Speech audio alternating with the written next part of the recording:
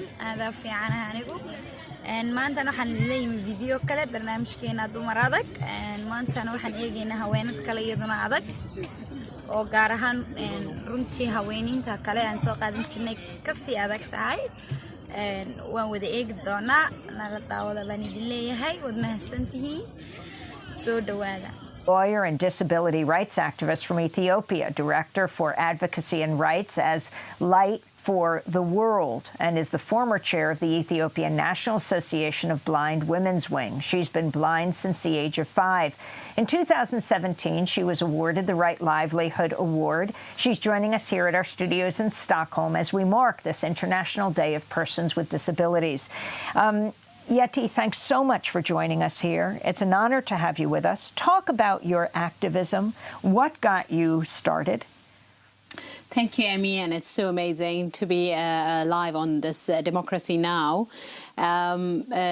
Well, as you mentioned, I got blind when I was 5. Then I was born and raised in rural Ethiopia, where the fate of a child is to get married early. So I was no more considered valuable in that community because I was not fit for marriage. But my mom and my grandma made sure that I get education, but I got a special education in a special school for the blind. So that was very good, and we were only 60 girls and 60 boys, only 120. As I joined the government school after grade 6, because the special school could not afford taking us in, I realized that I was different. So we were 76 in a classroom, but I was the only blind girl and I was the only blind student. So it was different for the students. They were not happy to sit with me, so I had no friends until I got into the first semester. So I realized that I was special, and I realized that I had to work more, I had to excel more to be considered normal.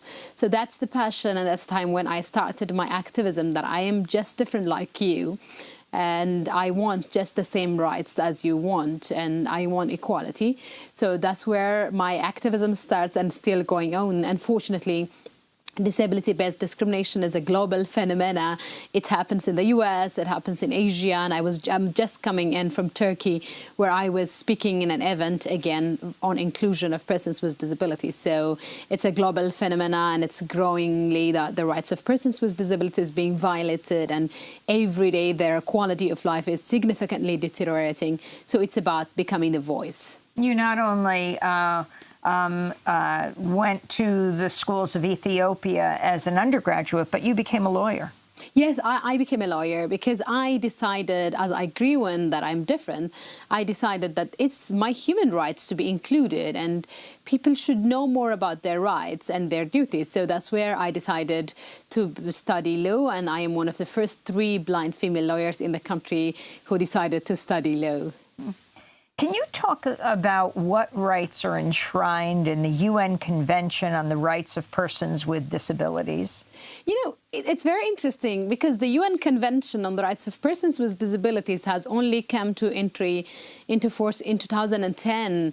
It was adopted in 2006. So many people think that it contains new rights.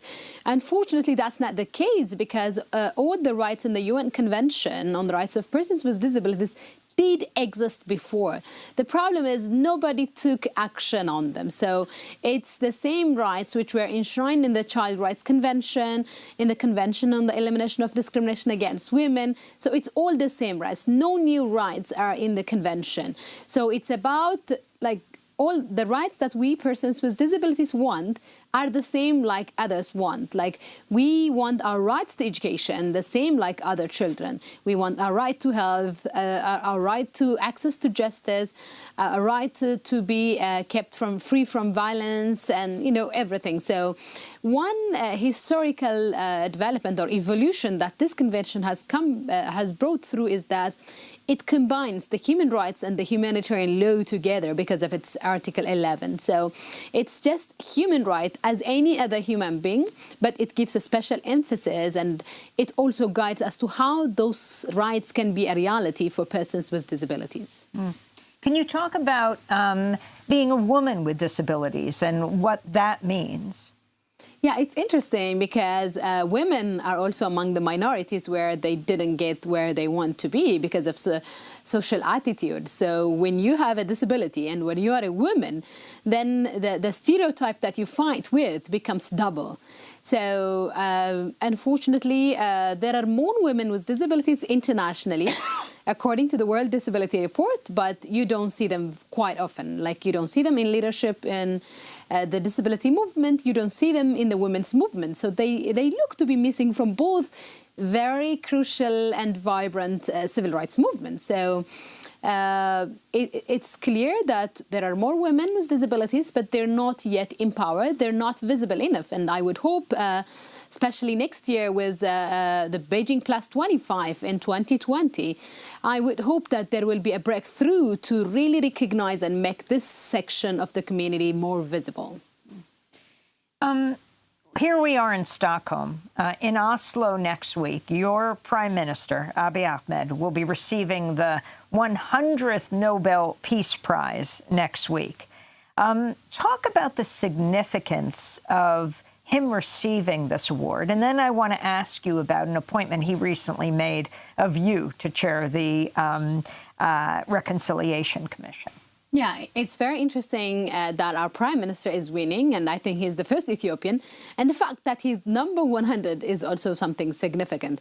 However, as the Nobel Peace Prize Committee also announced that he is undertaking a work in progress, because normally this kind of prizes do not come simply as an achievement recognition. They also come as a recognition of your effort. So yes, he has contributed to the peace between Ethiopia and Eritrea, and of course, he has done a number of positive actions towards realizing peaceful Horn of Africa as a region, and so on and so forth. But it's also clear that he is still confronted with a number of challenges when it comes into peace in the country, and also sustaining development and fair and democratic society in the country. But I believe that this is a work in progress, and I'm so happy that he's receiving this. And yeah, I hope it also signals the message that this award, this prize, is not simply for Ethiopia, but this I would think that this is a prize for Africa, in particular for the region Horn of Africa. And in particular, we have to say that this is a prize which goes both for the Ethiopians as well as for the Eritreans. For peace takes two. Whereas conflict, you can be one. One is enough for conflict, but for peace, at least, it takes two. So it's an award and recognition for both Ethiopia and Eritrea as a country, and of course the leaders, Dr. Abiy, as well as President Isaias as president of Eritrea. Can I ask you about the criticism of Dr. Abiy weeks after the announcement of the Nobel Peace Prize that he would be receiving it? He came under harsh criticism over his silence in the face of protests that police said had resulted in the deaths of 67 people. Explain what happened. Yeah, it was unfortunate that, even though a number of reforms have been gone, still we're facing a number of challenges in Ethiopia. And of course, internally, it looks like that we have newly emerging conflicts among people. So that has happened. And as you said rightly, that the government was being questioned for the silence. It's true that there are things that he has achieved, but that doesn't mean that he has finished his homework, or that doesn't mean that Ethiopia has been fully back into peace. So that is, again, a message that we need to do things differently if we really want to achieve peace in the country. And what does it mean that you're going to be head of the Reconciliation Commission? The Reconciliation Commission is part of a transitional justice, as you know, and it was formed last beginning of February. So the government has appointed around 41 commissioners, which I am one of the co-chairs to do. So with this reconciliation concept, we are supposed to serve four main purposes. First is to investigate what has happened in the past. Second is to recommend and also recognize victims who have suffered because of the injustice which has happened in the past. Third is, of course, making sure that common truth is created. And fourth is, of course, making sure that those kind of conflicts do not recur again. So the commission is very infant and very new, and the reconciliation process itself in Ethiopia is for the first time. So we are undertaking a number of preparatory actions to make sure that we open up for receiving complaints from the citizens. Finally, Yetna Berish Academy, what is it? It's my own private school initiative. As I told you, I went to a special school because children with disabilities were not allowed then to go to regular schools.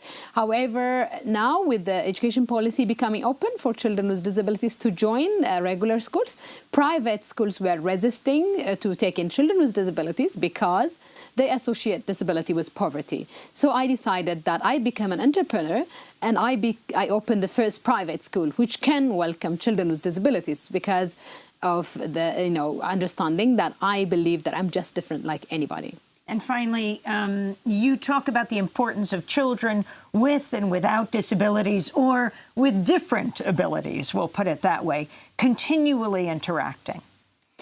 Yes, I believe that's the most natural way of teaching inclusion, because children are just innocent. They're just white papers. We are the ones who teach them who is higher, who is lower, who is different, and who is more powerful and who is less powerful. So if children play, grow and learn together, we don't have to do all the artificial work of inclusion, convention, and so on and so forth. So I believe that's a natural garden to teach inclusion. I want to thank you so much for being with us. I look forward to our public conversation tomorrow here in Stockholm. That will take place just before the major Livelihood Award event. And at that event, I will be speaking to Edward Snowden, not live in person, yes, live, but he is in political exile in Moscow, and he also is a previous Right Livelihood laureate. Yetna Berish Nagusi, I want to thank you so much for being with us, lawyer, disability rights activist. runtii waxaa jira qof dhamaysa laakiin dantiisa maanta isdhihi kara ma gaari kartid, laakiin haddii qofku u dadaalo hankiisa waa gaadha. haweenadaas maanta ahaan markaan eegno waxaa la siiyey digtoornimo, herar badan iyo meelo badan way gaadhay, danteedana way runtii sidaan u aragno qof naafo ah oo indhihiisa waxba ka arag gaar ahaan way adag tahay siduu u dadaalo wax barto. daawadayaal runtii aad ayay adag tahay, anaguna gaar ahaan tusaale ahaan waan nafteena waan ka dhigi karnaa, hankeena waan gaari karnaa. waxaan idin leeyahay soo dhawaada channelkan ku soo biira, subscribe saara, waad mahadsantihiin videogeena maanta saas ku dhan yahay.